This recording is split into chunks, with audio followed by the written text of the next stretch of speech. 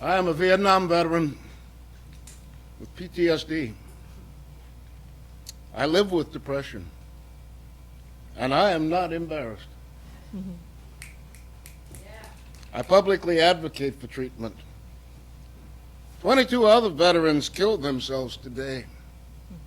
That's not rhetoric, that's a daily reality. And that should embarrass the living shit out of somebody. Humor engages the misfortune of others. He slipped on that banana peel. Since Rant and Rave's early days, I have strip-mined my own artistic, racial, military, sexual history. I call this the most fun anyone can have without undressing. 25-I notwithstanding then. You're undressed for that too. Did you come here tonight to giggle? Yes. Well, gird your blue vein loins, motherfuckers. There are so many ways to step on your dick. And usually hubris is involved. One morning in Vietnam, I drove with my counterpart, Nguyen Van Dyke, my brother from another mother, through a VC-contested marketplace. My team needed supplies. Back in my own village, Tan Yut, there was a reward offered for my death. Anybody here ever had a bounty placed on their head? A couple teenage kids on a moped decided to fuck with us, weaving in front of my Jeep and suddenly braking, till eventually my bumper sent them tumbling ass over tea kettle. A lot of kids their age had been conscripted into their army. For whatever reasons, not these two. Maybe they had bone spurs. They jumped up and one demanded compensation. After some noisy theatrical outrage, as the villagers gathered, I addressed him in Vietnamese.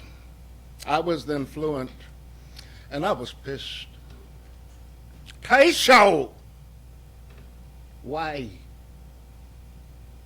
You caused this to happen, but do not accept responsibility. That is not the conduct of a man. You behave like a child or a woman. I contemptuously offered him a few wilted piastres for his broken taillight, and I heard a subliminal. That was Dyke taking his M16 off safety. And I realized that I had stepped on my dick. I chose to publicly humiliate this kid and caused him to lose face. Even as he accepted the money, his eyes never met mine, but they burned with resentment. We warily drove back to my boat and discussed this at length on the ride back upriver. That was undisciplined of me. As dangerous a decision as I ever made during that war. Why create enemies when you're surrounded by them? Don't bring sand to the beach. Easter morning, 1978, as I walked by my Sunday New York Times, two young men ran across Central Park West towards me. One shouted, "You killed him! You killed him!" Did he mean Jesus? He pointed a pistol at me, and then he pulled the trigger. His gun misfired, and then they ran back into the park.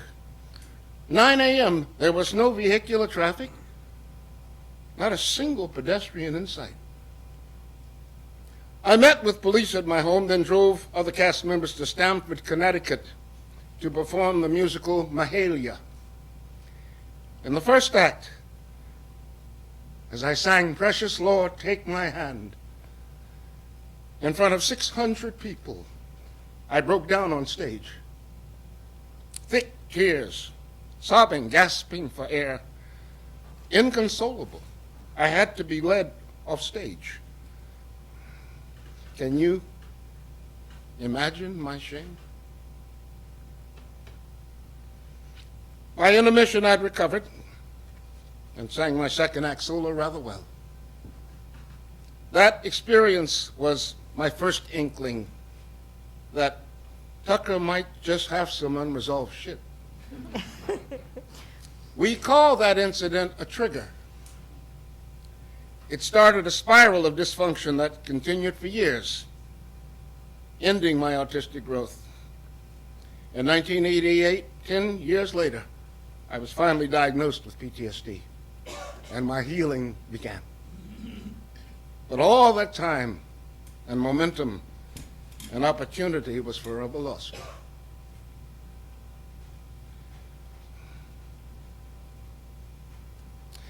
I'd once read each week to 4th and 5th graders for a semester at a middle school nearby. Initially, I met the kids outside before the class, but I soon learned I needed to wait in the teacher's lounge, because if I came early, the kids would run up and want to be hugged. And rejecting them just broke my heart. But I instinctively knew what was appropriate. In 2009, I performed a piano lesson with Fresno State drama students. I also taught master classes, and my students inhaled those lectures. Such a joy to articulate the guidance given me by Sandy Meisner and Stella Adler.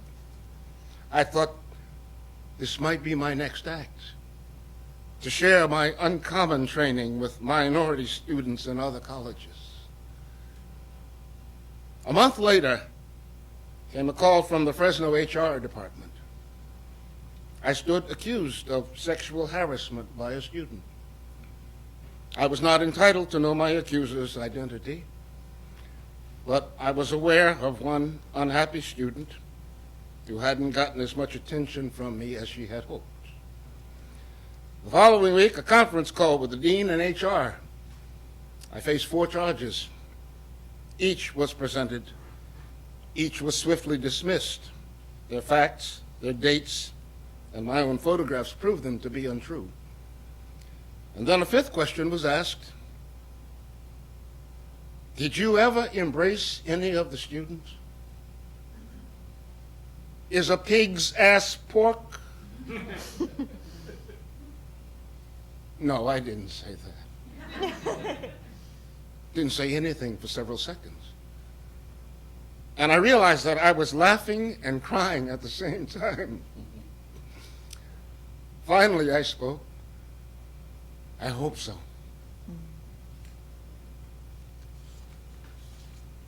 After each performance, I'd hug the men, hug the women, the 8-year-old child, the child's mother. That tradition was fundamental to any theater that I had ever known. I know some of you feel me. Based upon the 60-page contract I had signed with Fresno State, which I'd never fully read, I was guilty as hell. Long before #MeToo. It's mortifying to see how indifferently 40 years of professionalism can be just kicked to the curb. A favorite quote, art is short, and life thereafter far too long. In the 70s, performing Suddenly Last Summer, directed by Madeline Sherwood, I was Dr. Chukrovich.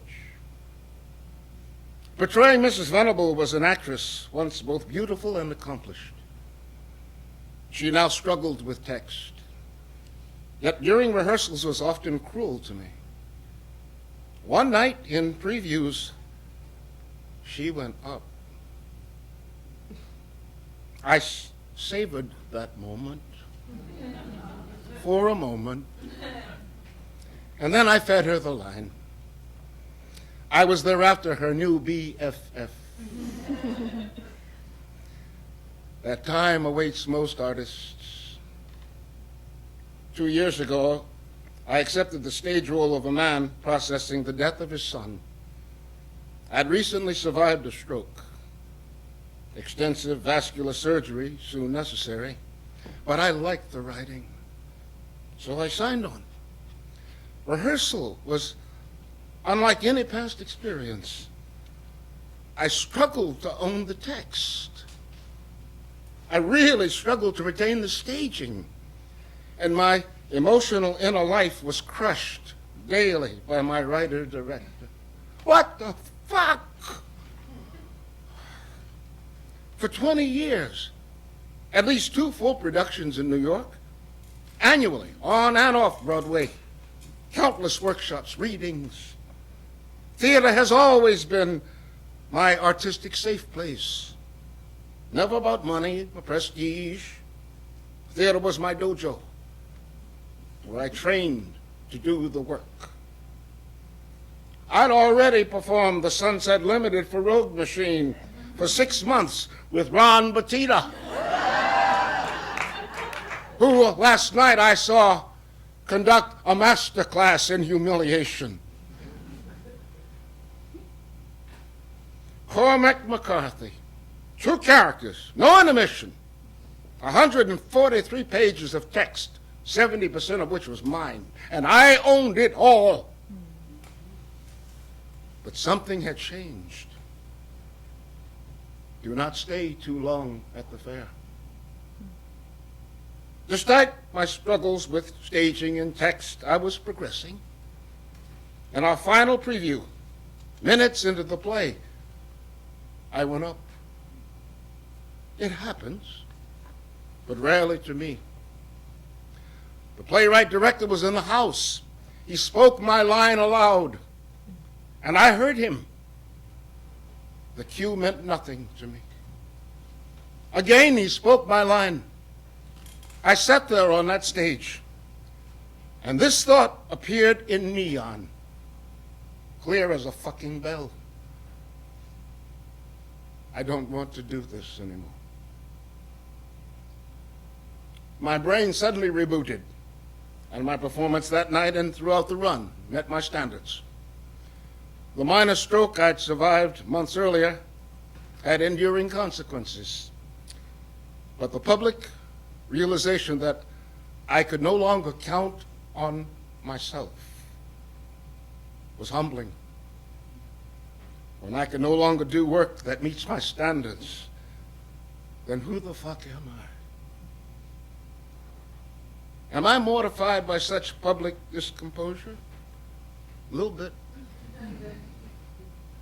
I can't run as far, or fuck for as long, or memorize as much as I once could. But don't cry for me, Argentina. My life has been enviable.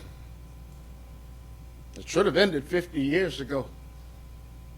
Actually, it did. I've traveled the entire world. I spent 5 of my first 20 years abroad, learned to speak 3 other languages, to appreciate the customs and values of other cultures.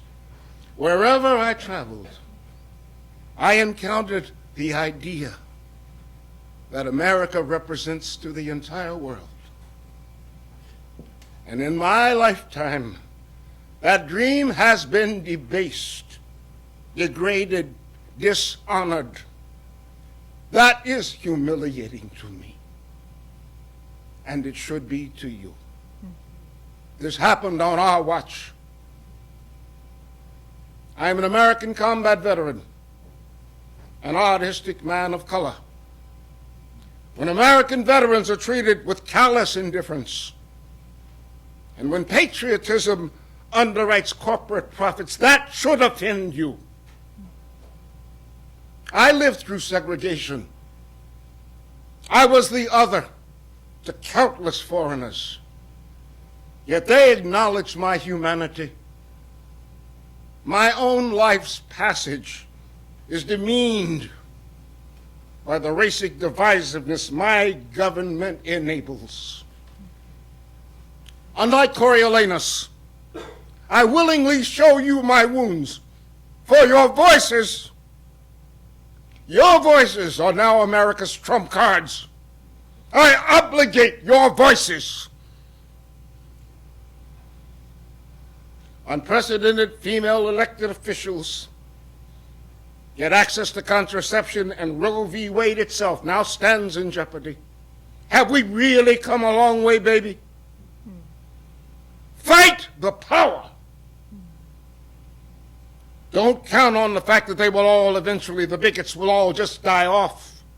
Nits make lice. One in the head, just to be sure. Do not go gentle into that good night.